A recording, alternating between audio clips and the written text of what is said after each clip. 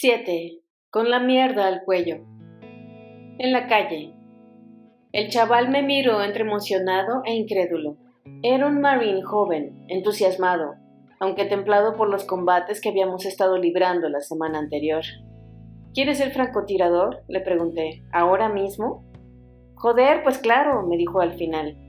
Bien, le tendí mi MK-11. Dame tu M16 y toma tú mi fusil.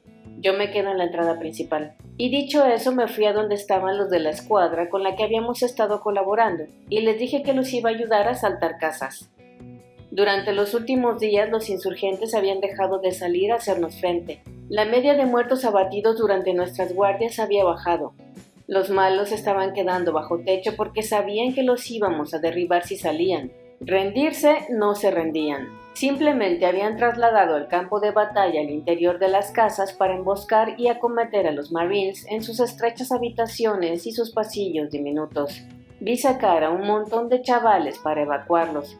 Llevaba un tiempo dándole vueltas a la idea de bajar a la calle cuando al fin me decidí a hacerlo. Elegí a uno de los soldados rasos que habían estado ayudando al equipo de francotiradores. Parecía un buen chico con mucho potencial. Aunque una de las razones que me llevó a bajar a combatir en la calle fue el aburrimiento, la más importante era que estaba convencido de que podía proteger mejor a los Marines estando a su lado. Llegaban a las puertas de entrada de aquellos edificios y les daban para el pelo. Yo vigilaba mientras entraban, oía los disparos, y lo siguiente que sabía es que tenían que sacar a alguno en camilla porque le acababan de dar un tiro, y eso me jodía muchísimo. Soy un gran fan de los Marines, pero la verdad es que estos muchachos no los habían enseñado nunca a reconocer casas como a nosotros. Esa no es una de sus especialidades. Todos ellos eran duros combatientes, pero tenían mucho que aprender sobre combate en población. Había dos cosas sencillas: cómo sujetar el fusil cuando entras a un cuarto para que no puedan quitártelo de un tirón, a dónde ir en vez de adentro, y cómo luchar sin perder de vista cuánto te rodea. A los SEAL nos lo enseñan con tanto ahínco que podemos hacerlo durmiendo. La escuadra no tenía oficial. El suboficial de más graduación con que contaba era un sargento, un E6 para los Marines.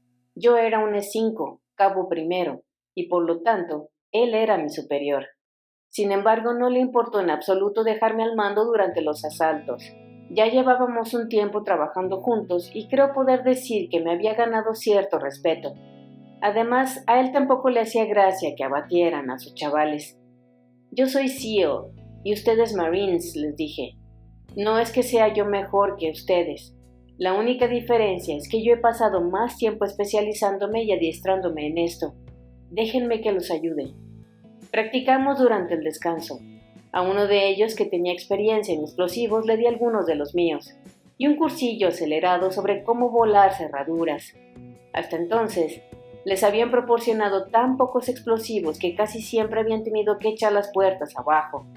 Y eso, claro, les quitaba tiempo y los hacía más vulnerables. Acabado el descanso, fuimos para allá. Dentro. Yo iba a la cabeza. Mientras esperábamos en el exterior de la primera casa, pensé en los muchachos que habíamos visto evacuar. No quería ser uno de ellos, sin embargo podía hacerlo. No me fue tan fácil sacarme esta idea de la cabeza. También era consciente de que podía meterme en un follón de tomo y lomo si me herían, porque oficialmente al menos se suponía que yo no bajaba a combate a la calle. Yo no tenía la menor duda de estar haciendo lo correcto. Sentía que eso era precisamente lo que tenía que hacer, pero sabía que a los mandamases se los iban a llevar todos los demonios. De todos modos, esa no iba a ser la mayor parte de mis preocupaciones en caso de que me alcanzase una bala, ¿cierto? Vamos para allá, dije. Volamos la puerta. Yo iba adelante, aunque en realidad lo había hecho tantas veces que me movía por instinto. Despejé la sala de estar, me hice a un lado y me puse a dirigir la operación. Llevábamos un ritmo rápido, automático. Una vez echada a rodar la inspección, empecé a moverme por la casa, aunque no era yo quien estaba al mando de mi ser. Ya no me importaban las bajas. No pensaba en nada que no fuese la puerta, la casa, la habitación, y con eso tenía más que de sobra. Cuando entrabas a una casa nunca sabías con qué te ibas a encontrar. Ni siquiera cuando despejabas sin contratiempos las salas de la primera planta podías confiarte. Mientras subías a la segunda, podía empezar a invadirte la sensación de que los cuartos estaban vacíos o de que no ibas a tener problemas allá arriba. Pero se trataba de una impresión muy peligrosa, porque en realidad nunca sabías qué podía haber en cualquier parte. Había que despejar cada una de las habitaciones, y tampoco entonces podías bajar la guardia, porque no fueron pocas las veces que después de comprobar que una casa estaba vacía, nos dispararon desde afuera o nos lanzaron granadas por la ventana. Aunque muchas viviendas eran pequeñas y estrechas, también tuvimos que abrirnos paso por una zona acomodada de la ciudad a medida que avanzaba la batalla. Tenían las calles pavimentadas, y los edificios parecían palacios en miniatura desde afuera. Sin embargo, una vez que pasabas de la fachada y mirabas en las habitaciones, la mayoría eran verdaderas leoneras llenas de cascotes. Los iraquíes que tenían tanto dinero para permitirse casas así habían huido o estaban muertos. En los descansos les mostraba técnicas a los Marines. Mientras otras unidades comían algo, yo les enseñaba todo lo que había aprendido sobre cómo limpiar sistemáticamente un área urbana. «Escúchenme, no quiero perder a nadie», les grité. No tenía intención ninguna de discutir al respecto. Los hacía correr de un lado a otro y sudar la gota gorda cuando en teoría tenían que estar descansando. Pero es lo que tienen los Marines. Les puedes dar una paliza tremenda y ellos te van a pedir más. Reconocimos una casa con una sala de estar enorme y pillamos a sus ocupantes totalmente por sorpresa. Sin embargo, mi asombro no fue menor. Al irrumpir en la habitación me encontré con un buen puñado de tipos con uniforme de camuflaje para la arena. La vieja tela parda salpicada de chocolate de la Operación Tormenta del Desierto. La primera guerra del Golfo. Todos estaban bien uniformados y no solo eran blancos, sino que uno o dos tenían el pelo rubio. Saltaba a la vista que no eran iraquíes ni tampoco árabes. ¿Pero qué coño? Nos miramos y entonces caí en algo. Apreté el gatillo del M16 y los acribillé a todos. Si llego a vacilar medio segundo más, soy yo el que acaba desangrándose en el suelo. Resultaron ser chechenos, musulmanes reclutados al parecer para librar una guerra santa contra Occidente. Encontramos sus pasaportes después de registrar la casa. Un viejo. No tengo ni idea de cuántas manzanas, por no decir ya cuántas casas, desarmamos.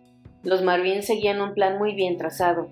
A la hora de comer teníamos que haber llegado a un punto concreto, y acto seguido había que alcanzar otro objetivo para cuando cayera la noche. Toda la fuerza de invasión avanzaba por la ciudad como quien ejecuta una coreografía, asegurándose de que no quedaban huecos ni puntos débiles que pudieran usar los insurgentes para quedar a nuestra retaguardia y envolvernos. De vez en cuando dábamos con un edificio habitado todavía por familias, aunque en la mayoría de los casos solo nos encontrábamos con insurgentes. Registrábamos de cabo a rabo cada casa. En una de ellas oímos gemidos apagados y bajamos al sótano. Allí encontramos a dos hombres sujetos con cadenas a la pared. Uno estaba muerto y el otro vivía de milagro. A los dos los habían torturado de lo lindo con descargas eléctricas y con Dios sabe qué más.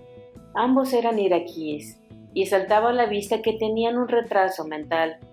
Los rebeldes habían querido asegurarse de que no nos contaran nada y habían decidido divertirse con ellos antes. El segundo murió mientras lo atendía nuestro médico. Había una bandera negra en el suelo, como las que sacaban los fanáticos en sus videos cuando decapitaban occidentales, y también miembros amputados y más sangre de la que uno puede imaginar. Aquel sitio olía a rayos. Después de un par de días, uno de los francotiradores de los Marines decidió bajar a la calle conmigo, y los dos lideramos el reconocimiento y la limpieza de casas. Tomábamos una calle de la acera de la derecha y luego cruzábamos la calle para tomar la que había estado justo enfrente. Y así avanzábamos, yendo de derecha a izquierda y luego de izquierda a derecha. Todo esto llevaba su tiempo. Teníamos que bordear la entrada hasta llegar a la puerta, volar el cerrojo y entrar en tromba. La escoria que esperaba dentro tenía tiempo de sobra para prepararse. Además, a pesar de mi contribución, nos estábamos quedando sin explosivos. Nos estaba ayudando un vehículo blindado de los Marines que recorría el centro de la calle a medida que avanzábamos. No tenía más arma que una ametralladora 1270, con una potencia de fuego descomunal. No había pared iraquí capaz de resistírsele cuando empezaba a escupir balas. Me dirigí a su tirador y le dije: «Escucha, quiero que me hagas esto. Nos estamos quedando sin explosivos. Apuntas con la ametralladora a la puerta, disparas 5 ráfagas de 50 disparos y paras, y nosotros entramos después». Empezamos a proceder de este modo y no solo ahorrábamos explosivos, sino que avanzábamos con más rapidez. Pateábamos las escaleras hacia arriba y hacia abajo, subíamos corriendo hacia la azotea, volvíamos a bajar, limpiábamos la siguiente. Así llegamos a ser de 50 a 100 casas diarias. Los Marines no perdían el resuello, pero yo perdí más de 10 kilos en las 6 semanas aproximadamente que estuve en Fallujah. La mayor parte se tuvo que ir en sudor. Aquel trabajo resultaba agotador. Los Marines eran todos muchos más jóvenes que yo, y de hecho algunos eran todavía adolescentes. Yo debía de tener todavía cara de niño porque cuando nos poníamos a hablar, y yo por una cosa u otra les decía mi edad, me miraban extrañados y decían: «¿Tan viejo eres?». Tenía 30, y eso en Fallujah era ya ser muy mayor. Un día más. A medida que se acercaba el avance de la infantería de marina al extremo sur de la ciudad, el combate perdió fuerza y mi pelotón empezó a desaparecer. Así que volví a las azoteas y me puse a sobrevigilar otra vez, convencido de que desde allí iba a poder abatir más blancos. Las tornas de la batalla se habían vuelto y Estados Unidos les había arrebatado a los malos casi todo el control de la ciudad. Ya solo quedaba esperar a que se derrumbase la resistencia. Sin embargo, al estar en el ojo del huracán no me resultaba nada fácil imaginar cuánto iba a tardar. Sabiendo que respetábamos el carácter sagrado de los cementerios, los insurgentes solían usarlos para esconder armas y explosivos. Una vez estábamos escondidos vigilando el recinto amurallado de uno muy grande situado en medio de Fallujah, una verdadera ciudad de cemento para los muertos equivalente a unos 3 campos de fútbol de largo por 2 de ancho, lleno de tumbas y mausoleos. Nos habíamos apostado en una azotea, cerca del almínar de una mezquita vecina del lugar. La cubierta estaba bastante recargada y el antepecho que la rodeaba estaba adornado con rejas y nos ofrecía una posición excelente para disparar. Me puse en cuclillas y apunté el fusil a través de uno de los huecos del enrejado, estudiando los senderos que corrían entre piedras a unos cuantos centenares de metros de ahí. Había tanto polvo en el ambiente que llevaba puestas las gafas militares cerradas. En Fallujah había aprendido a llevar siempre bien puesto el casco para evitar los trozos de cemento que saltaban de las paredes durante los tiroteos. Elegí a una serie de figuras que se movían por el patio del cementerio. Apunté a una de ellas y disparé. En cuestión de segundos se montó una buena refriega. No dejaban de salir insurgentes de detrás de las piedras. Debía de haber un túnel o algo parecido, porque si no, no sabría decir cómo aparecían tantos. La ametralladora M60 que había instalado allí cerca escupía plomo y más plomo. Yo me concentraba en mis disparos mientras los marines que me rodeaban daban rienda suelta a sus fuegos. Todo lo que hacían se difuminaba en el entorno mientras yo ponía la mira con cuidado en un blanco. Hacía puntería en el tronco y apretaba el gatillo con tanta suavidad que hasta me sorprendía ver la bala salir del cañón. Cuando caía mi objetivo buscaba otro y luego otro, y así sucesivamente hasta que al final no quedó ninguno más.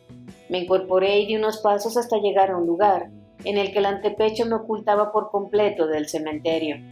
Entonces me quité el casco y apoyé la espalda contra la pared. La azotea estaba sembrada de casquillos, cientos de casquillos, si no es que miles. Alguien me pasó una botella grande de agua.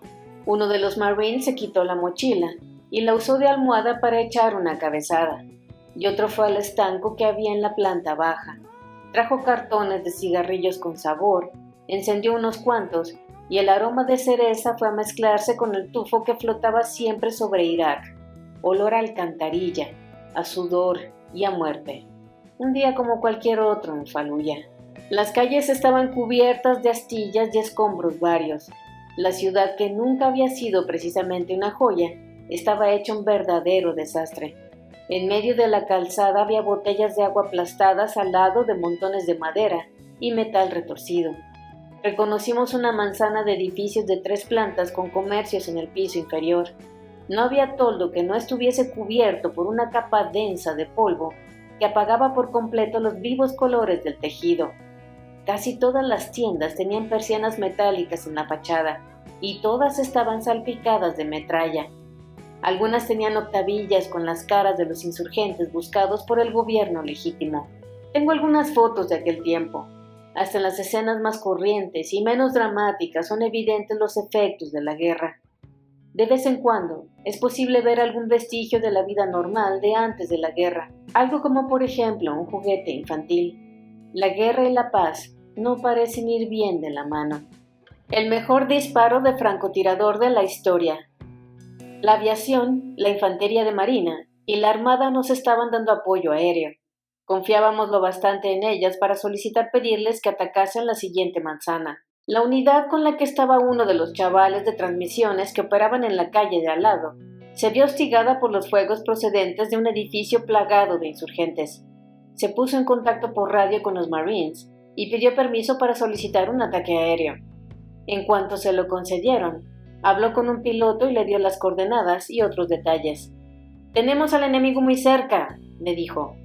«Pónganse a cubierto», le contestaron. Al terminar la comunicación se metió en el edificio.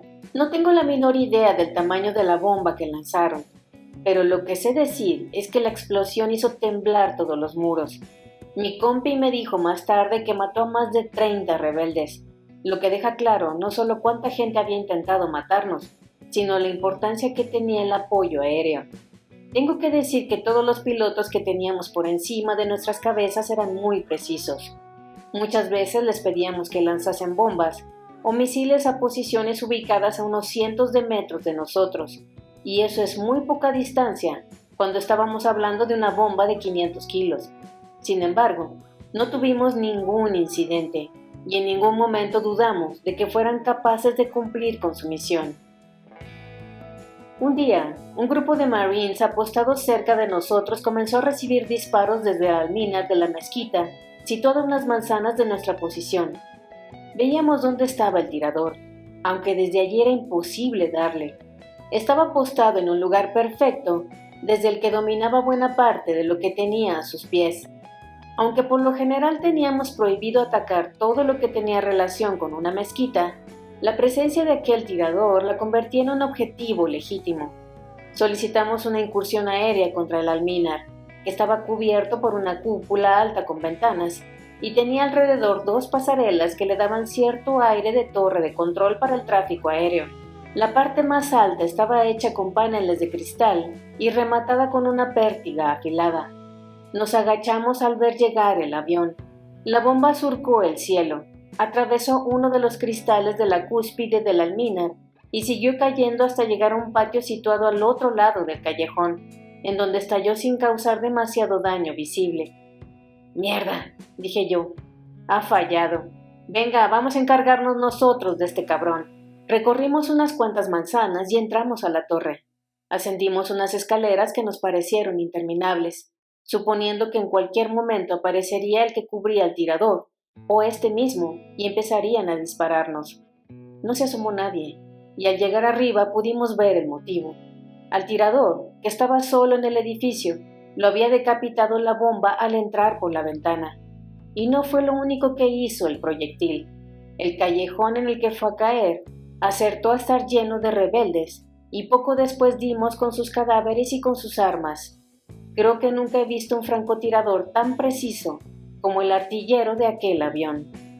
Redistribución. Después de 2 semanas aproximadas de trabajo con la compañía Kilo, nuestros jefes reunieron a todos los francotiradores de los SEAL para redistribuirnos y enviarnos a donde fuésemos más necesarios.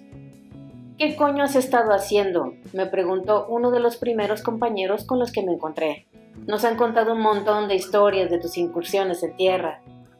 «Sí, he salido un par de veces a la calle porque no lo hacía nadie». «¿Y se puede saber en qué cojones estabas pensando?», me dijo apartándome del resto. «¿Sabes qué? Si se entera el oficial, te va a mandar a casa». Tenía razón, y por toda respuesta no pude sino encogerme de hombros.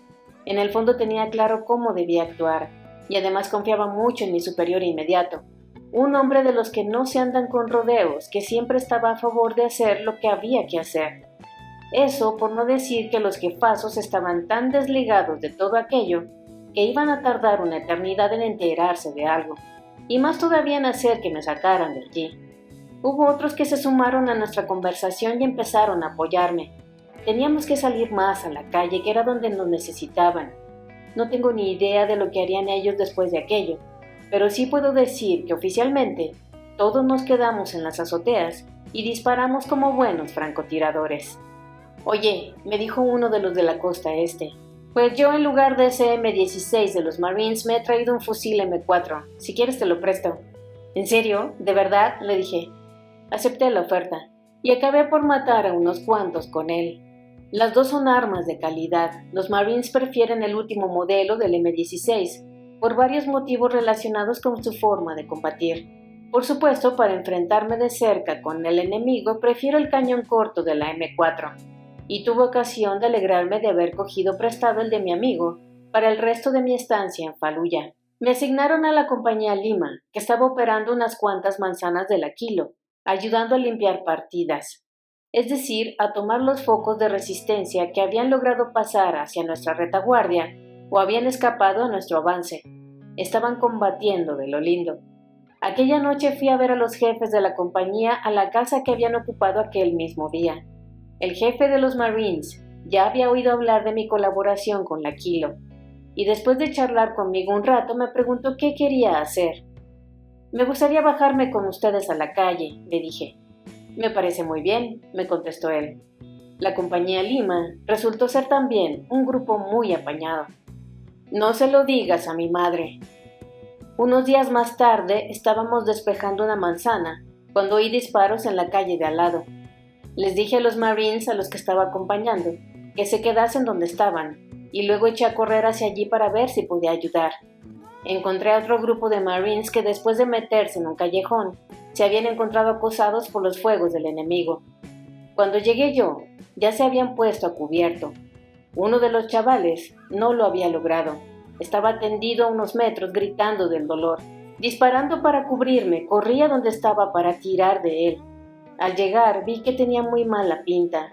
Le habían disparado en la barriga. Me agaché, metí los brazos por las axilas y empecé a arrastrarlo mientras caminaba hacia atrás. No sé cómo me las arreglé para tropezar, pero el caso es que me caí de espaldas con él encima. A esas alturas estaba tan cansado y tan sin resuello que me quedé tumbado unos minutos, en plena línea de fuego y con balas silbando por todas partes. Aquel crío debía de tener unos 18 años y estaba muy malherido. Saltaba a la vista que iba a morir. «Por favor», me pidió tartamudeando, «por favor no le digas a mi madre que he sufrido». «Mierda, chaval», pensé yo, «ni siquiera sé quién eres, ¿cómo quieres que le diga algo a tu madre?». Pero no dije nada. Vale, le respondí, «no te preocupes, que vamos a hacer que suene esto muy, pero muy bien». Murió en ese mismo instante. Ni siquiera tuvo tiempo de oírme mentir diciendo que iba a salir de aquella. Entonces llegaron unos cuantos Marines que me lo quitaron de encima y lo pusieron en la parte de atrás de un Homer. Solicitamos un ataque con bombas y eliminamos las posiciones desde donde nos habían disparado en el extremo opuesto del callejón. Yo volví a mi manzana y seguí batallando. Acción de gracias. Pensé en las bajas que había visto y en qué bien podía ser yo el próximo al que evacuasen. Sin embargo, no pensaba desistir. No iba a dejar de entrar en las casas ni de apoyarlos desde las azoteas. No podía defraudar a los jóvenes con los que estaba. Me decía, soy de los CIO. Se supone que soy más duro y soy mejor y no voy a dejarlos tirados. No es que me creyera más fuerte ni mejor que ellos. Simplemente sabía que era eso lo que pensaban de nosotros, y no quería que se sintieran decepcionados. No quería fallarles, ni fallarme. Esa es la convicción que nos han inculcado con sudor y con lágrimas. Somos lo mejor de lo mejor. Somos invencibles.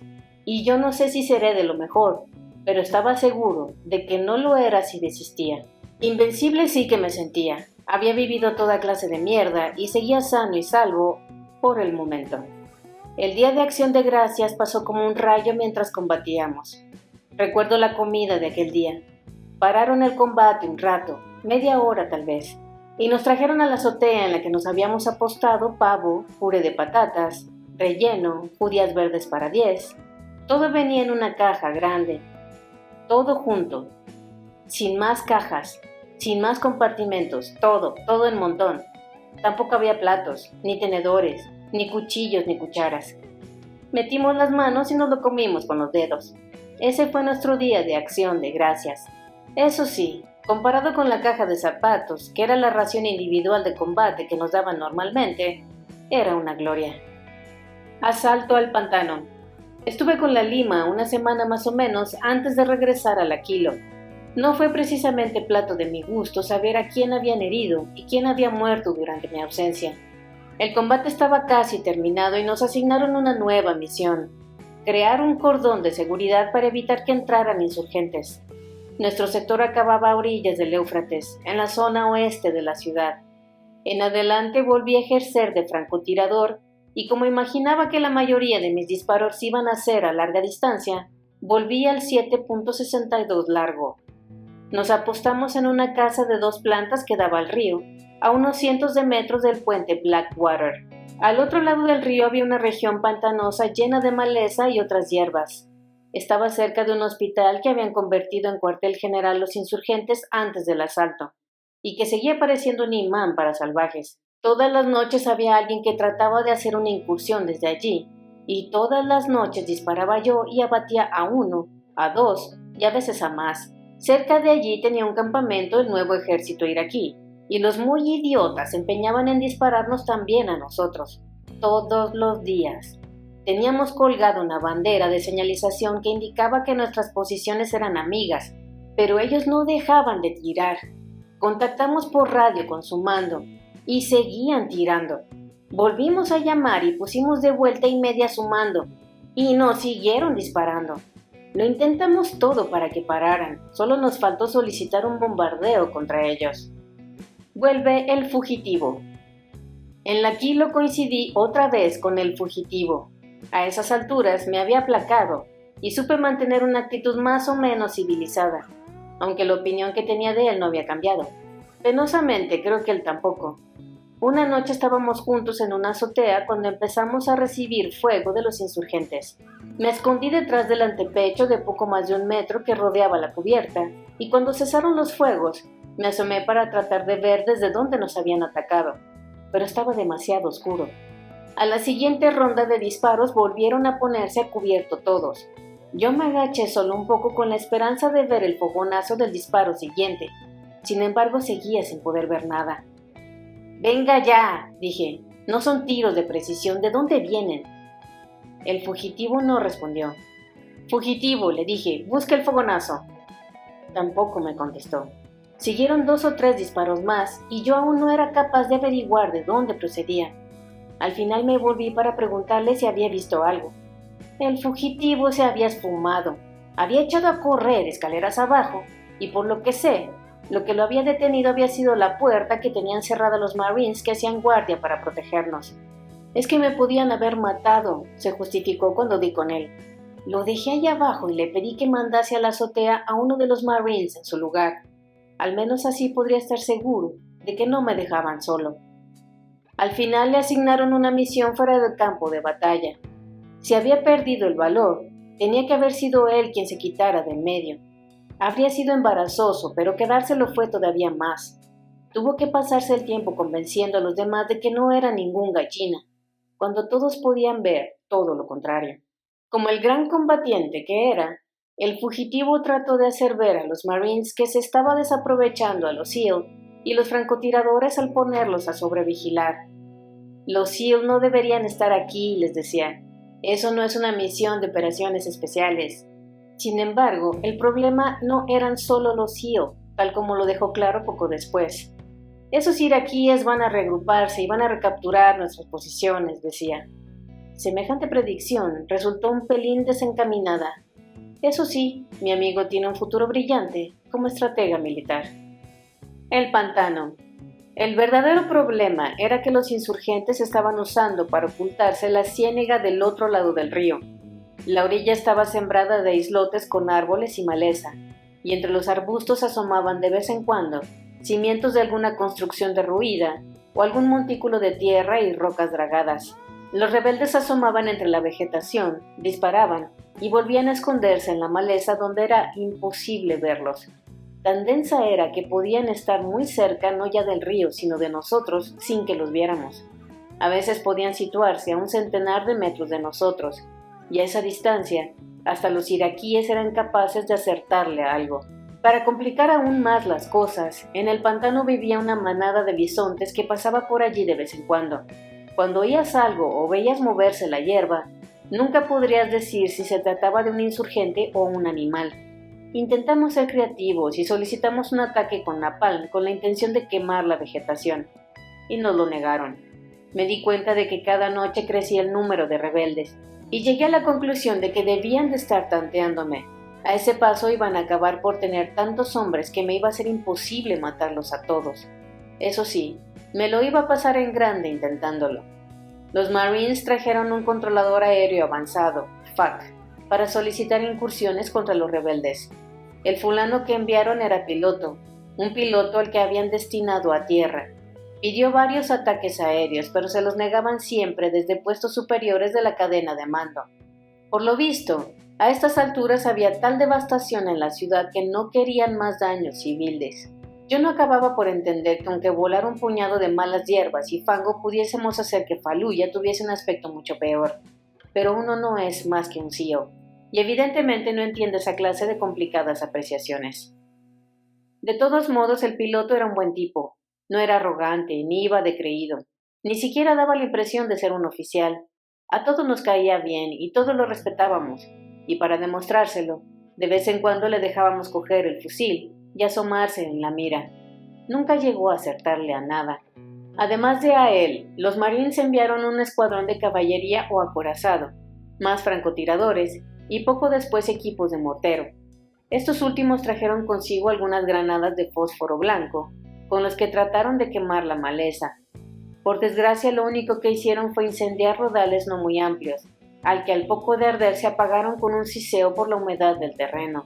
Luego probamos con botes fumígenos incendiarios, dispositivos que alcanzan los 2000 grados centígrados y son capaces de atravesar 6 milímetros de acero en segundos. Bajamos al río y los lanzamos a la otra orilla. Al ver que aquello tampoco funcionaba, empezamos a hacer nuestros propios menjunjes de fabricación propia. Entre el destacamento de francotiradores de los Marines y el equipo de morteros, había allí una gran cantidad de materia gris buscando soluciones creativas al problema del Senegal. De todos los planes, uno de mis favoritos era el de usar los anillos, entre comillas, que llevaban siempre las granadas de mortero, las cargas de pólvora prensada que se enganchaban en la cola de las granadas, en mayor o menor cantidad dependiendo de la distancia como propulsor. Metíamos anillos de pólvora prensada en un tubo, le poníamos cordón detonante y gasóleo, y le añadíamos una mecha de seguridad. Luego arrojábamos aquel cacharro al otro lado del río para ver qué pasaba. Conseguimos algún que otro efecto pirotécnico llamativo, pero nada que funcionase de verdad. Ojalá hubiésemos tenido un lanzallamas. El pantano seguía siendo un entorno rico en blancos, plagado de insurgentes. Yo debí de abatir a unos 18 o 19 aquella semana, que con los del resto de los colegas hicieron un total de 30 o más. El río parecía ejercer un atractivo especial para los malos, porque mientras nosotros probábamos distintos modos de quemar el pantano, ellos intentaban cruzarlo por todos los medios. El más estrafalario fue el de las pelotas de playa. Pelotas de playa y tiros largos. Una tarde estaba observando desde la azotea cuando salió de su escondite un grupo de unos 16 insurgentes armados hasta los dientes. Llevaban chaleco antibalas y toda clase de protección. Más tarde supimos que eran tunecinos, reclutados al parecer por uno de los grupos militares para que luchasen contra los americanos en Irak. Nada de esto habría resultado extraño, si no fuese porque además llevaban entre todos 4 pelotas de playa enormes de colorines. Yo no acababa de creer lo que estaba viendo. Se dividieron en grupos de 4 por pelota y se metieron en el agua.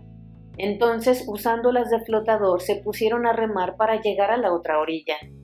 Mi trabajo consistía en impedirlo, pero eso no quería decir que tuviese que abatirlos uno a uno. ¡Qué diablos! Tenía que guardar munición para futuros combates. Le di a la primera, y sus 4 pasajeros empezaron a agitar los brazos tratando de alcanzar las otras 3. ¡Plac!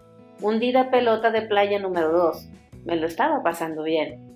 ¿Qué coño? Me lo estaba pasando bomba. Los insurgentes habían empezado a pelearse. Su ingenioso plan para matar americanos se había vuelto en su contra. «Tienen que ver esto», les dije a los Marines mientras hacían naufragar la tercera pelota. Vinieron corriendo al extremo de la azotea y observaron la bronca que tenían montada los rebeldes por la última pelota. Los que no pudieron agarrarse a ella se hundieron. Me quedé un rato mirando la pelea antes de agujerearles la última pelota. Los Marines acabaron con el sufrimiento del resto de insurgentes. Aquellos fueron los disparos más raros, y los más largos coincidieron más o menos en el tiempo. Un día aparecieron en la orilla 3 insurgentes. Estaban a unos 1300 metros de mi posición río arriba, y por lo tanto fuera de mi alcance. Ya había habido quien lo había intentado antes, allí, de pie, conscientes de que no íbamos a disparar. Las reglas de enfrentamiento nos lo permitían, pero la distancia era tan amplia que no tenía sentido. Sabiéndose a salvo, se pusieron a mofarse de nosotros como una pandilla de vándalos adolescentes. El fax se puso a mi lado y empezó a reírse de mí mientras yo los observaba a través de la mira. «Chris, por más que lo intentes, no vas a alcanzarlos, no vas a llegar». Yo no había dicho en ningún momento que lo fuese a intentar, pero sus palabras sonaban casi a un desafío. Entonces se unieron a nosotros más Marines para decirme más o menos lo mismo. Cuando alguien me dice que no puedo hacer algo, lo único que consigue es hacerme pensar que puedo hacerlo. Sin embargo, a semejante distancia, ni siquiera iba a poder ayudarme con el alza del fusil. Aquella distancia estaba muy por encima de eso. Así que hice unos calculillos de cabeza y tomé como referencia un árbol que había detrás de aquellos 3 imbéciles que nos miraban, haciendo el indio con una sonrisa de oreja a oreja. Disparé.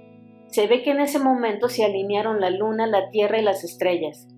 Dios debió de soplar la bala porque alcancé aquel capullo en todas las tripas. Sus 2 amiguetes ahuecaron el ala como poseídos. «¡Eso! ¡Dales! ¡Dales!», gritaban los marines. «¡Dales lo suyo!». Después de lo visto, debían de pensar que podía batir cuanto me propusiera. Pero lo cierto es que había tenido una suerte de 1000 demonios al matar al que había elegido. Y ni en sueños iba a ser capaz de acertar otra vez a 2 blancos móviles. Aquella fue una de las muertes confirmadas que hice a más distancia en Irak. Errores de percepción. La gente piensa que esta clase de disparos increíbles son el pan nuestro de cada día de los francotiradores. Y aunque es verdad que tiramos desde más lejos que la mayoría de los demás combatientes, lo más seguro es que no sea desde tanto como se cree. Ya no me preocupaba demasiado por medir la distancia a la que estaba el objetivo. En realidad dependía de la situación. En las ciudades, que es donde hice la mayoría de mis muertes, casi todos los blancos se encuentran entre 180 y algo menos de 400 metros. Así que es esa la distancia a la que disparas. El campo abierto ya es otra cosa. Lo normal es que dispares a una distancia de entre 700 y 1000 metros, y por eso ahí son de gran utilidad los fusiles de largo alcance como el 338. Alguien me preguntó una vez si tenía una distancia favorita, y ni siquiera tuve que pensarme la respuesta. Cuanto más cerca, mejor. Como he dicho antes, otra de las ideas equivocadas que se tienen acerca de los francotiradores es que siempre apuntamos a la cabeza. Yo al menos solo lo hago cuando estoy totalmente seguro de que voy a acertar, y eso es muy raro en un campo de batalla. Prefiero apuntar a la masa central, al cuerpo en sí. Ahí tengo mucho más margen, porque le dé donde le dé, sé que lo voy a abatir. De nuevo en Bagdad. Después de pasar una semana en el río, me relevó otro SEAL al que habían herido en una fase anterior de la operación, que ya estaba listo para volver a la acción. Yo había tenido de sobra mi ración de muertos como francotirador, y había llegado el momento de dejar que probara otro. Los mandos me enviaron de vuelta a Camp Fallujah y allí estuve unos días. De hecho, fue aquel uno de los pocos descansos que agradecí de veras. Después del ritmo trepidante de aquellos combates, no me iban a sentar mal unas vacaciones, ni tampoco tener comida y agua caliente. Después de unos días de relajación, me enviaron otra vez a Bagdad con el Grom, y hacia allí íbamos cuando estalló bajo nuestro Homer un IED enterrado. Todos los del convoy se pusieron histéricos, menos otro colega y yo, que habíamos estado en Faluya desde el principio del asalto. Nos miramos, nos hicimos un guiño y cerramos los ojos para seguir durmiendo. Aquello no era nada en comparación con el mes de explosiones y mierda que acabábamos de pasar. Estando yo en Irak, habían enviado a mi sección a Filipinas con la misión de adiestrar a los militares locales para combatir a los terroristas radicales. Luego, cuando acabaron aquella misión tan emocionante, los enviaron a Bagdad. Fui a recibirlos al aeropuerto con los otros SEAL. Esperaba un reencuentro a lo grande. Por fin mi familia estaba de vuelta. Sin embargo, salieron del avión diciéndome cosas bonitas como ¿qué tal, capullo? Y otras peores. Como en todo lo que hacen, los SEAL destacan por su lenguaje malsonante. Envidia, véase SEAL. Me preguntaba por qué no había sabido nada de ellos durante aquellos meses. De hecho, tampoco sabía de qué podían sentir celos si, que yo supiera, no habían tenido noticias de lo que había estado haciendo. Luego me enteré de que mi jefe los había estado obsequiando con los informes de mis disparos en Faluya. Ellos allí llevando de la manita a los filipinos y queriendo morir, y yo mientras tanto pasándomela en grande en el campo de batalla. Acabaron por superarlo y de hecho hasta me pidieron que les hiciera una breve presentación con toda clase de indicaciones. Una oportunidad más para recurrir al PowerPoint. De juerga con los peces gordos. Ahora que habían vuelto, pude unirme a ellos para efectuar algún golpe de mano. Inteligencia daba con un fabricante de explosivos improvisados o quizá con algún financiero. Nos daba los datos de que disponía y nosotros íbamos a pillarlo. Nos sorprendíamos a primerísima hora de la mañana. Echábamos la puerta abajo, entrábamos en tromba y lo pillábamos antes de que tuviese tiempo de salir a la cama. Estuvimos así un mes. Esta clase de acciones directas eran ya una rutina, un infierno mucho menos peligroso en Bagdad que en Faluya. Estábamos alojados cerca del BIAP, Aeropuerto Internacional de Bagdad, y operábamos desde allí. Un día vino mi superior y me dijo con sonrisa de jefe: «Hoy te vas a divertir, Chris. Te vas al PSD». Estaba usando la ironía propia de los CEO. El PSD son las siglas en inglés de Destacamento de Protección de Personas. O sea, que me tocaba hacer de guardaespaldas. A mi sección le habían asignado la protección de funcionarios de alto rango iraquíes. Los insurgentes habían empezado a secuestrar a algunos de ellos con la intención de desestabilizar al gobierno. Aquel era un trabajo muy desagradecido que yo había intentado evitar hasta entonces, pero ya no podía recurrir a mis excusas de siempre. Así que me trasladé a la zona verde, el sector del centro de Bagdad, que se había constituido en zona segura para los aliados y el gobierno iraquí, y se había aislado físicamente del resto de la capital mediante muros de cemento y alambre de espino. Los puntos por los que se podía entrar y salir eran poquísimos, y estaban sometidos a un control muy estricto. Dentro estaban las embajadas de Estados Unidos y de otros coaligados, así como los edificios oficiales de Irak. Tuve que estar allí toda una semana.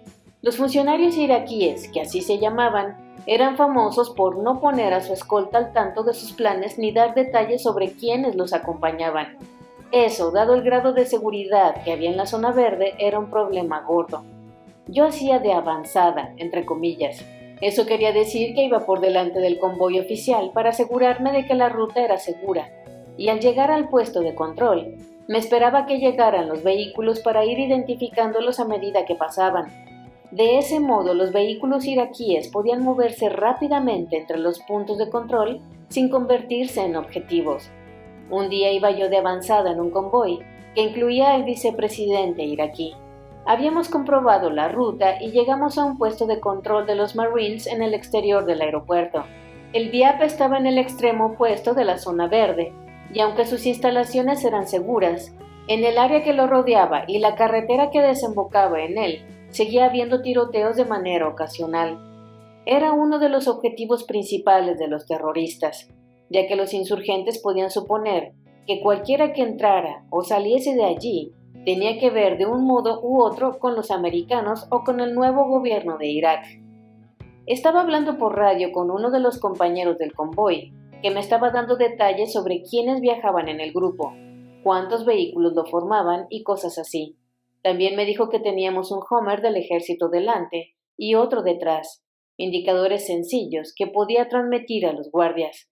El convoy llegó a toda pastilla con un Hummer en cabeza.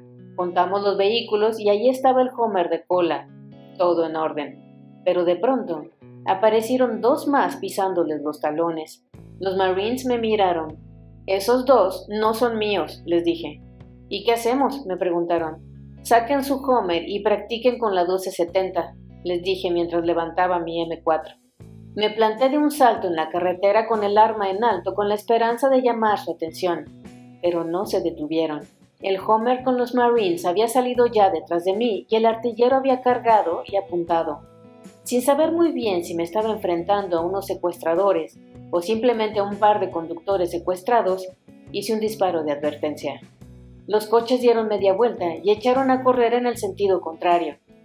¿Un secuestro frustrado? ¿Una panda de terroristas suicidas que se había echado para atrás?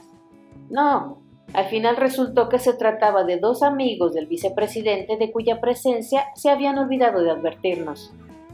Al hombre no le hizo mucha gracia, y a mi jefazo tampoco. Me echaron de aquella misión, lo que no había estado del todo mal, de no ser porque tuve que pasarme la semana siguiente sentado en la zona verde sin hacer nada. El mando de mi sección trató de hacerme volver para un par de acciones directas, pero los mandamases habían decidido darme un tirón de orejas, y me tuvieron allí de brazos cruzados. Esa es la peor tortura que se le puede desear a un SEAL, dejar que se pierda de la acción. Por suerte, no me tuvieron así demasiado tiempo. La calle Haifa. En diciembre de 2005, Irak se preparaba para celebrar elecciones nacionales, las primeras desde la caída de Saddam, y las primeras libres y justas que había conocido jamás el país. La insurgencia estaba haciendo cuanto estaba en su mano por reventarlas. Secuestraban a los funcionarios electorales de todo signo cuando no los mataban en plena calle. Esto es hacer campaña negativa y lo demás son tonterías. La calle Haifa de Bagdad era un lugar especialmente peligroso. Después de que matasen a 3 funcionarios, el ejército puso en marcha un plan para garantizar la seguridad en la zona. Para ello hacía falta apostar francotiradores acechando. Yo era francotirador y estaba disponible, así que ni siquiera tuve que levantar la mano. Me adscribieron a una unidad de la Guardia Nacional de Arkansas, un buen puñado de muchachos bien plantados, todos ellos grandes combatientes. Quienes estén acostumbrados a la separación tradicional de los diferentes institutos militares podrán pensar que es raro que un SEAL trabaje con el ejército de tierra y hasta con los Marines ya puestos. Sin embargo, cuando yo servía en Irak era normal que las distintas fuerzas se integrasen. Cualquier unidad podía solicitar una RFF, petición de fuerzas, y su solicitud se satisfacía con cualquier tropa que estuviese disponible. Por lo tanto, si alguien necesitaba francotiradores, como ocurrió en aquel caso, todo el que tuviera alguno libre se los mandaba. Aunque siempre ha habido un tira y afloja entre marineros, soldados y marines, yo he visto mucho respeto entre las distintas ramas, al menos durante el combate. Los marines y los soldados con los que he trabajado me han parecido siempre gente de primera. Hay excepciones, claro, pero tampoco faltan en la armada. El día que me presenté para aquella nueva misión pensé que iba a necesitar un intérprete. Hay quien se mete conmigo por un gangueo tejano, pero esos montañeses, por Dios bendito. La información importante la recibía de los suboficiales de mayor antigüedad y de los oficiales que hablaban inglés común. Pero lo que me decían los soldados rasos y los novatos recién llegados de su pueblo me sonaba totalmente a chino. Empezamos a operar en la calle Haifa muy cerca de donde habían matado a los 3 funcionarios electorales. Cuando la Guardia Nacional aseguraba un edificio de apartamentos para usarlo de escondite, entrábamos, elegíamos un piso y tomábamos posiciones. La calle Haifa no era precisamente Hollywood Boulevard, aunque sí ejercía cierta atracción para los chicos malos. Tenía 3 kilómetros de largo y corría en dirección al noroeste desde la Puerta de los Asesinos, al final de la zona verde. Era escenario de numerosos tiroteos y demás enfrentamientos con armas de fuego, ataques de toda clase con explosivos improvisados, secuestros, asesinatos, lo que quieras. Cualquier cosa que uno pueda imaginar. Los soldados americanos la conocíamos como la Avenida del Corazón Púrpura, por la condecoración por heridas de guerra.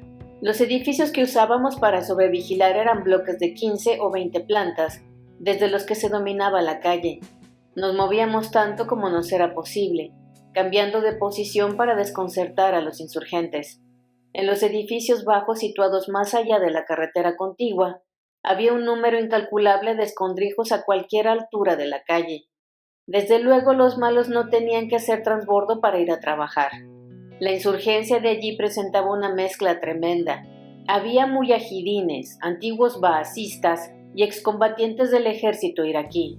Otros eran leales a la Al-Qaeda en Irak o partidarios del As-Sadr o de cualquier otro colgado de por allí. Al principio llevaban pañuelos negros o verdes de esos suyos, pero cuando se dieron cuenta de que los delataban, empezaron a vestir ropa normal de paisano como todos. Pretendían mezclarse con el resto de ciudadanos para que nos costara más identificarlos. Era gente cobarde, que no solo se escondía detrás de mujeres y niños, sino que lo hacían probablemente con la esperanza de que matásemos a unas y a otros, porque pensaban que semejante acto sería positivo para su causa al presentarnos a nosotros como los malos. Una tarde estaba observando a un chiquillo adolescente que esperaba el autobús. Cuando llegó el vehículo, salió de él un grupo de adolescentes más crecidos y de jóvenes adultos. De pronto, el pequeño se dio la vuelta y empezó a andar muy rápido en el sentido opuesto. Los demás lo alcanzaron enseguida, y uno de ellos sacó una pistola y lo rodeó por el cuello. Empecé a disparar en cuanto lo vi hacer eso, y el chiquillo al que estaba protegiendo echó a correr. Abatí a 2 o 3 de los que intentaban secuestrarlo y los demás escaparon. Los hijos de los funcionarios electorales eran uno de los objetivos predilectos de los insurgentes, que usaban a sus familias para presionarlos y obligarlos a renunciar a su cargo. Otras veces las mataban sin más para disuadir a otros de colaborar con el gobierno en la convocatoria de elecciones y aún de votar. Lascivo y surrealista. Una noche tomamos lo que creímos que era un piso abandonado, porque estaba vacío cuando llegamos. Yo me estaba turnando con otro francotirador, y cuando me tocó librarme di una vuelta en busca de algo que pudiese usar para hacer un poco más cómodo nuestro puesto. En el cajón abierto de una cómoda, encontré un montón de lencería picante, braguitas abiertas, camisones, todo muy sugerente, aunque no había nada de mi talla. Dentro de los edificios se daba muchas veces una mezcla extraña, casi surrealista, de objetos que parecerían fuera de lugar hasta en las mejores circunstancias, como los neumáticos que encontramos en una de las azoteas de Faluya, o la cabra del cuarto de baño en uno de los pisos de la calle Haifa.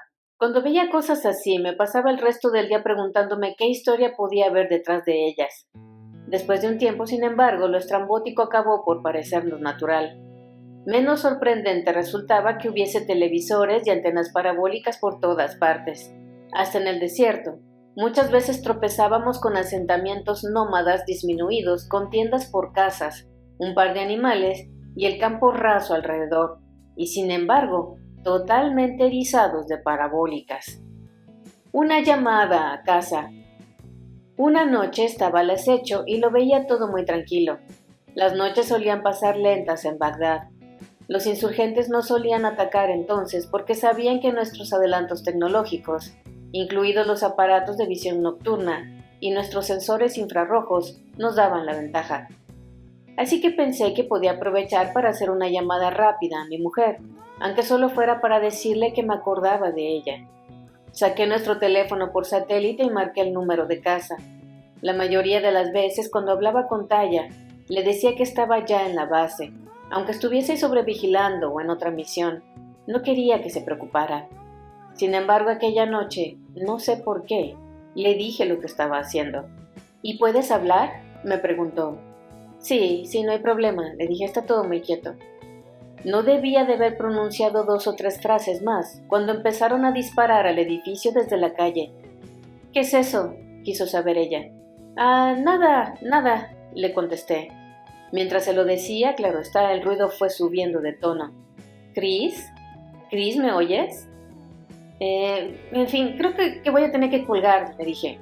¿Estás bien? Sí, perfectamente, le mentí. No pasa nada. Luego te llamo. En ese mismo momento se estrelló una granada propulsada por cohete contra la pared que tenía a mi derecha.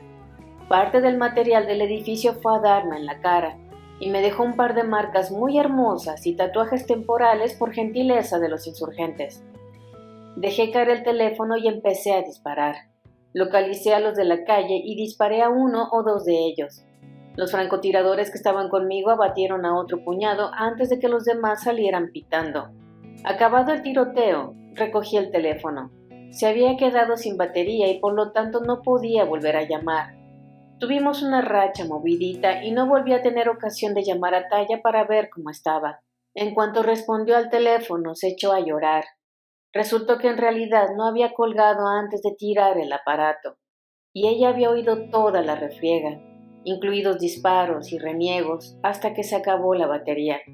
Lo que, claro, ocurrió de pronto y no hizo sino aumentar la angustia que le había provocado la llamada.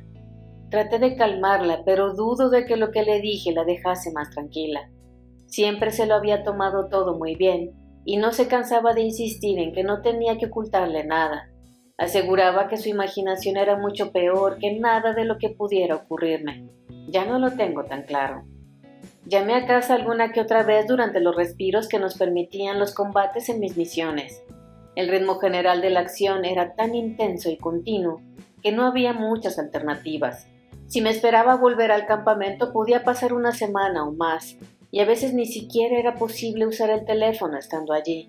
Además, al final me acostumbré a los combates. Lo de que te disparen acaba siendo parte de tu trabajo. Una granada propulsada por cohete, gajes del oficio. Mi padre cuenta a menudo lo del día que lo llamé estando en el trabajo después de mucho tiempo sin poder dar señales de vida. Descolgó y se sorprendió al oír mi voz, pero más le llamó la atención oírme susurrar. «Chris, ¿por qué hablas tan bajo?», me preguntó. «Estoy en plena acción, papá, y no quiero que sepan dónde estoy». «Ah», respondió él un poco alterado. En realidad no creo que estuviese tan cerca del enemigo para que pudieran oírme, pero él jura y perjura que unos segundos después oyó disparos de fondo. «Te tengo que dejar», le dije antes de que él pudiese averiguar qué era aquel ruido. «Ya te llamaré». Según él, telefoné 2 días después para disculparme por haber colgado tan de repente. Cuando me preguntó si lo que había oído era el principio de un tiroteo, le cambié el tema. Cría fama. Todavía me dolían las rodillas de los escombros que me cayeron encima en Faluya. Traté de conseguir cortisona, pero no me fue posible. No quería forzar mucho la maquinaria porque temía que me mandaran a mi casa por mi lesión.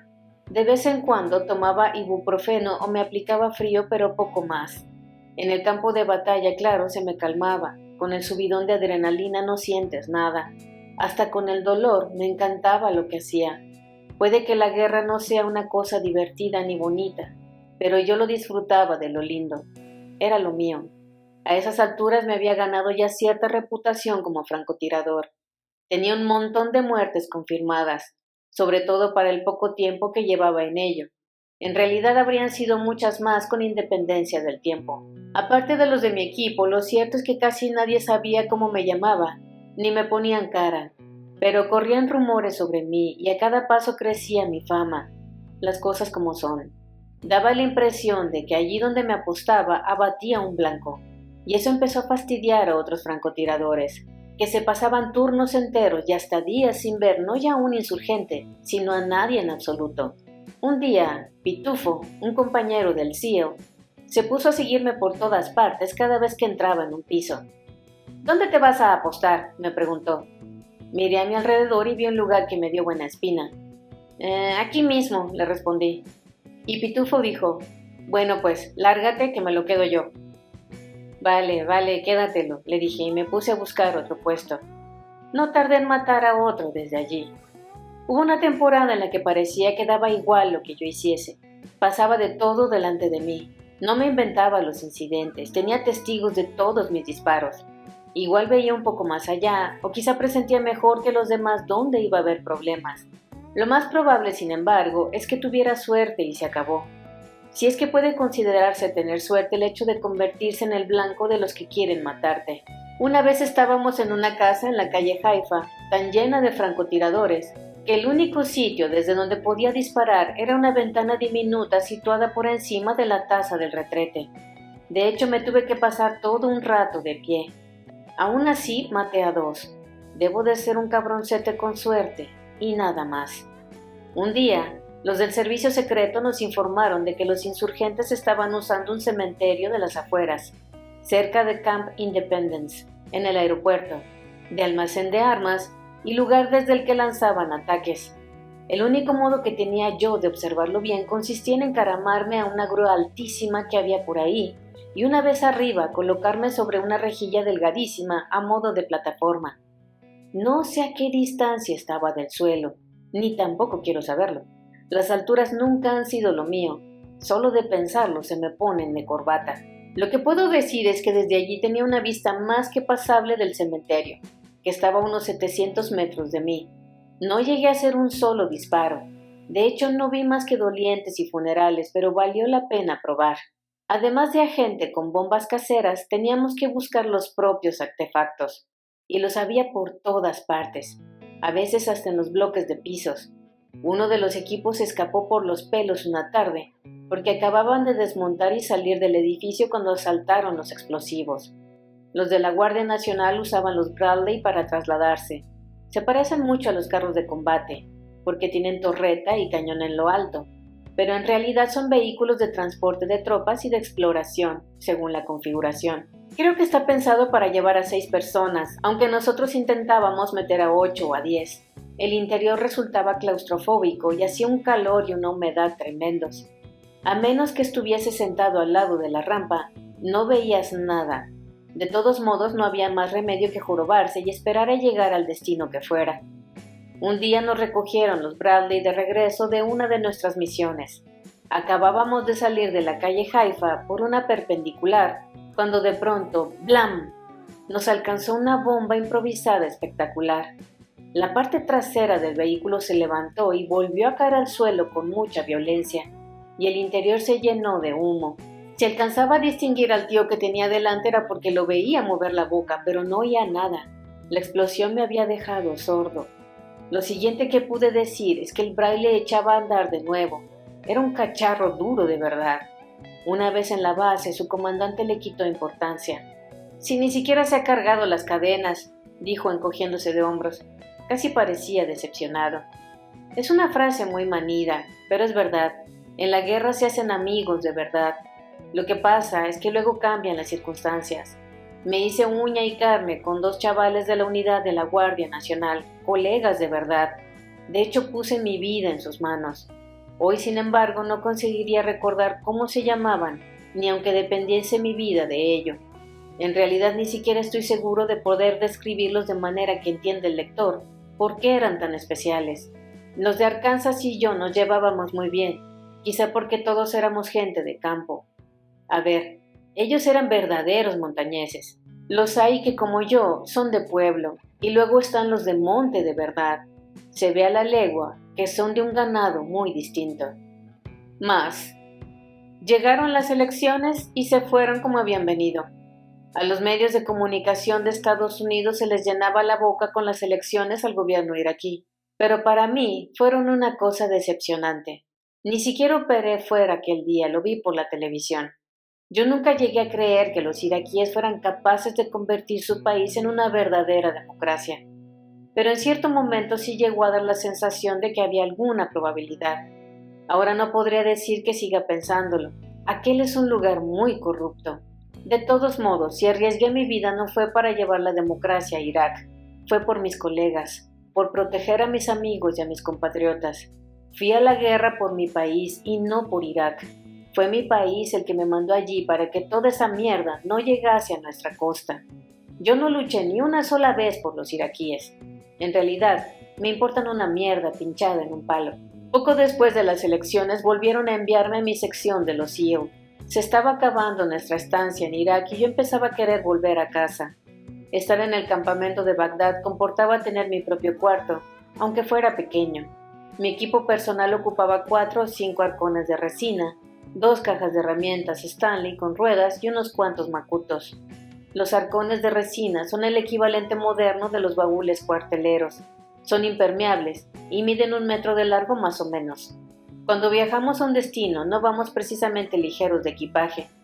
También tenía un televisor y todos los últimos estrenos en DVD pirata que vendían por 5 pavos en los tenderetes de las calles de Bagdad. Compré una colección de James Bond y alguna que otra película de Clint Eastwood y John Wayne.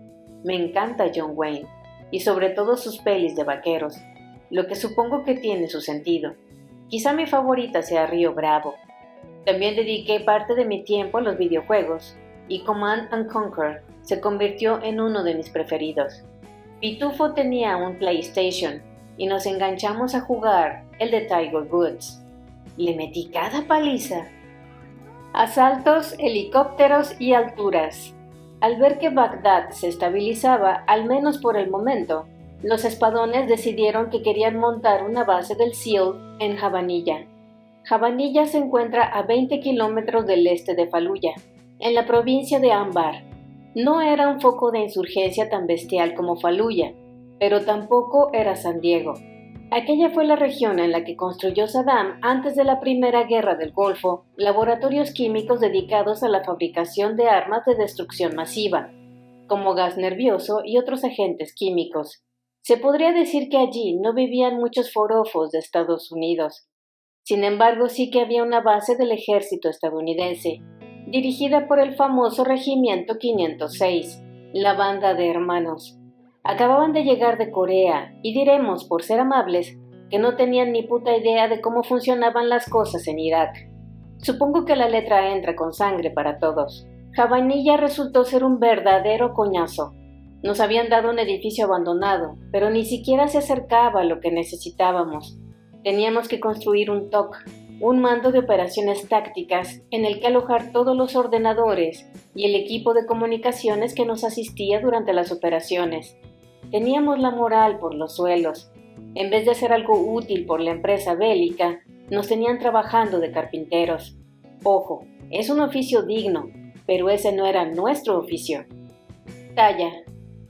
Fue durante aquella misión cuando los médicos le hicieron unas pruebas, y por el motivo que fuera, pensaron que Chris tenía tuberculosis. Le dijeron que la enfermedad acabaría por matarlo. Recuerdo haber hablado con él inmediatamente después de que le diesen la noticia. Se había resignado, había aceptado que iba a morir y que quería hacerlo allí y no en casa, consumido por una enfermedad contra la que no podía luchar ni con armas ni con puños. No pasa nada, me dijo. Yo voy a morir y tú vas a encontrar otra persona. Aquí muere gente a diario, Talla, y sus mujeres siguen adelante y encuentran a alguien. Yo traté de explicarle que él era insustituible para mí, y al ver que ni se inmutaba, recurrí a un argumento igual de válido.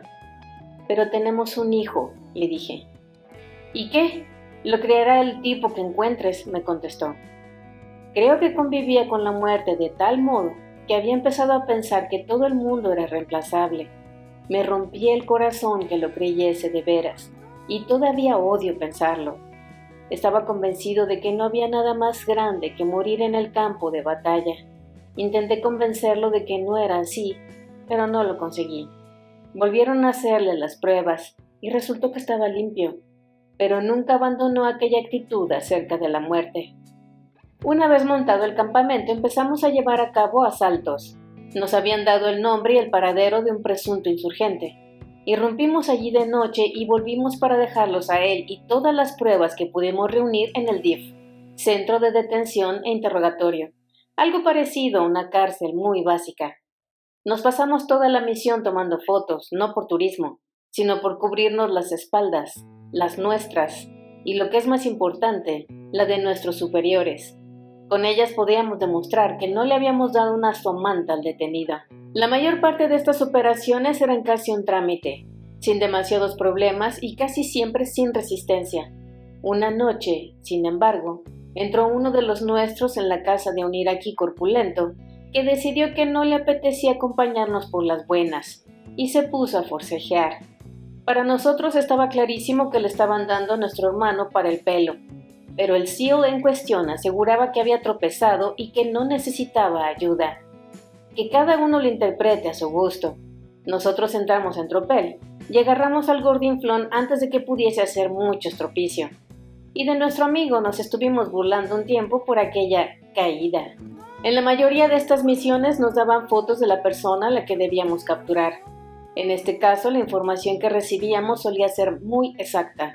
El fulano casi siempre estaba donde suponíamos, y casi todo salía más o menos como lo planeábamos. Sin embargo, había veces en que las cosas no iban tan sobre ruedas. Nos dimos cuenta de que si no había foto, podíamos empezar a desconfiar de los datos que nos habían dado.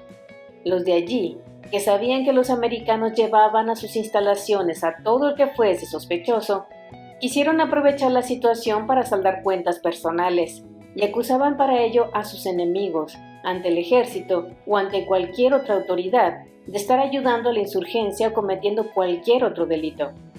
Lástima por la persona a la que arrestábamos. Aunque yo no me alteraba demasiado, aquel no era más que otro ejemplo de lo hecho mierda que estaba ese país. Una y no más. Un día, el ejército pidió un francotirador para que sobrevigilase un convoy del 506 que volvía a la base. Salí con mi equipo no muy numeroso a despejar un bloque de 3 o 4 plantas. Me aposté en la de arriba y empecé a observar la zona. No tardó en enfilar la carretera del convoy, y mientras vigilaba los alrededores salió un hombre de un edificio cercano a su ruta y echó a andar hacia allá. Portaba un Kalashnikov. Le disparé y cayó. El convoy enseguida siguió su marcha. Entonces salieron unos cuantos iraquíes más y se agolparon alrededor del tipo al que acababa de abatir. Sin embargo, como no los vi hacer ningún movimiento amenazador hacia el convoy, ni parecían estar en posición de poder atacarlo, yo no volví a tirar. Minutos después supe por la radio que el ejército iba a enviar una unidad para investigar por qué había disparado. ¿Cómo? Aunque yo ya le había contado por radio al mando del ejército lo que había ocurrido, volví a comunicarme con él para repetirlo, y me sorprendí al ver que no me creían.